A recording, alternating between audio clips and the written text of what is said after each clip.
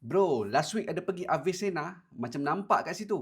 Ush, dah nampak tapi tak tegur ni, sombong ni. Saya nak share sikit satu cerita. Kalau saya gosok gigi waktu pagi tapi saya tak makan apa-apa sampai ke pukul 2 3, saya perasan memang ada sedikit bau mulut. Saya tak smoke, saya tak vape, gosok gigi 2 3 kali sehari, tapi still ada bau. Mulanya saya assume saya ada masalah dekat perut. Mungkin gas ke, gastrik ke kan. Jadi awal bulan hari tu saya pergilah ke klinik untuk check. Doktor yang handle kes saya ni adalah Datuk Dr. Ahmad Kushairi. Bila doktor suruh buka mulut untuk check, barulah nampak rupa-rupanya bukan masalah perut, tapi tonsil saya dah penuh dengan batu.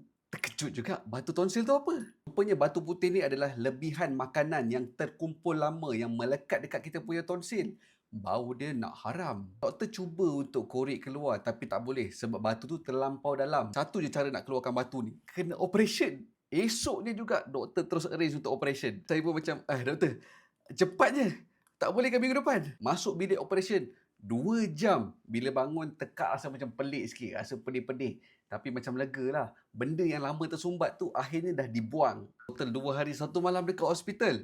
Bila saya nak check out tu, pergi dekat tempat billing, tengok kita punya bil ni RM18,000. Benda sejam lebih pun RM18,000. Nasib baik saya ada protection. Dapatlah full cover. Cuba bayar RM300 untuk registration. Kalau ada terasa mulut tu berbau, walaupun dah jaga kebersihan, gosok gigi on time, cuba cek. Kita agak-agak masalah daripada perut, masalah daripada halkum.